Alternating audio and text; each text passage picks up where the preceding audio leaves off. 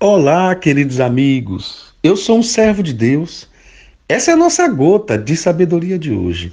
Agradeço a Deus. Concluímos uma série de 27 gotinhas, tematicamente falando, venenos emocionais. Olha, Deus é bom demais. Deus é maravilhoso em me proporcionar ser um canal de transmissão das verdades dele, daquilo que Deus tem colocado na minha mente e no meu coração. Se você não ouviu, quero recomendar, você pode baixar o aplicativo na loja do Google Play. Você pode entrar no nosso site gotasdesabedoria.com.br sem o www. Você pode falar conosco no sistema central, que é 71991104217. Agora, o que eu gostaria muito que você fizesse é ir lá no nosso canal, curtir o nosso canal e dar uma like lá, tá bom? Deixa eu te falar. Vamos começar uma série hoje. Queria que você estivesse muito atento a isso que nós vamos falar. Uma série curta, mas eu creio que pode abençoar muito a sua vida. O título é Quando Eu Era. Pense aí quando você era alguma coisa que hoje não é mais. Nós vamos falar de coisas simples, mas que pode causar uma reflexão, pode causar uma introspecção. Por exemplo, quando você era mais educado e hoje você perdeu a educação. Quando você era mais doce e talvez hoje você perdeu a doçura. Quando você era mais simpático, simpática. Quando você era mais aberto, antes da ferida, antes das dores. Quando você era do interior. Quando você era mais simples, quando você não ganhava o que você ganha hoje, quando você perdeu tudo que você tinha, quando você era solteiro, quando você era assim, quando você se comportava de um outro jeito, a intenção é tentar nos fazer refletir. Será que nós não estamos perdendo alguns valores, perdendo algumas boas coisas? Será que nós não estamos perdendo alguns aromas perfumáticos da nossa alma por conta de acidentes da vida?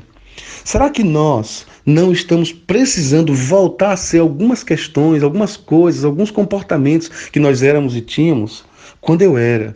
Mas será também que nós não podemos parar para pensar que determinados comportamentos não vêm mais ao encontro de gente como eu, da minha idade? Será que eu não preciso acordar e perceber que não comporta mais numa vida como a minha determinados pensamentos, determinados comportamentos?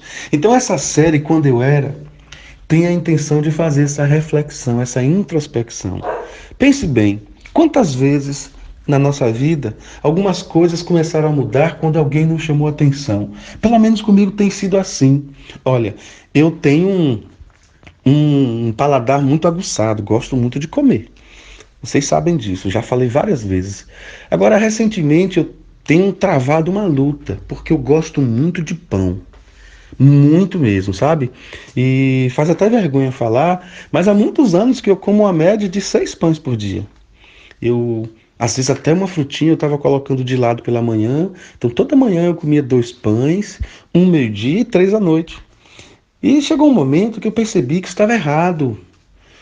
Eu fiz alguns acordos comigo mesmo, fiz alguns acordos com a minha consciência. O primeiro acordo que eu fiz foi com a minha própria consciência. E eu comecei a orar e pedir a Deus para me ajudar. Eu li Gálatas 5 e vi lá a lista do fruto do Espírito. Entre um dos gomos do fruto do Espírito tem o domínio próprio. Eu falei, Senhor, me dá domínio próprio para eu olhar para o pão, querer o pão, mas dizer para mim mesmo, você quer, mas você não pode.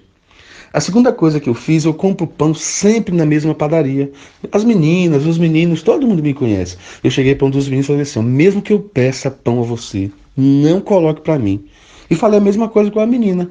Graças a Deus, eles também têm me ajudado. E a terceira questão foi a força de vontade. Eu disse, olha, tem coisas que quem vai fazer sou eu. Não é ninguém que vai fazer, nem anjo, nem Deus. Eu tenho que tomar a decisão. E eu fiz esses acordos.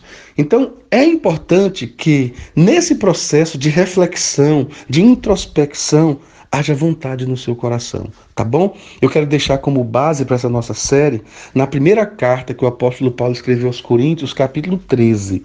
Olha, eu já vi muitas pessoas poetizando, escrevendo sobre Coríntios 13.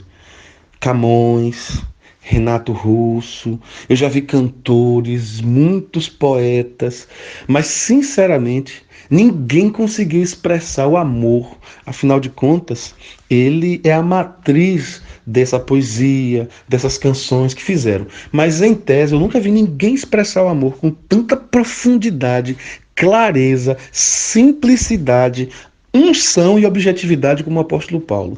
Então, é um capítulo todo muito lindo. Se você puder, leia esse texto. Esse texto foi escrito porque a igreja de Corinto estava vivendo conflitos seríssimos.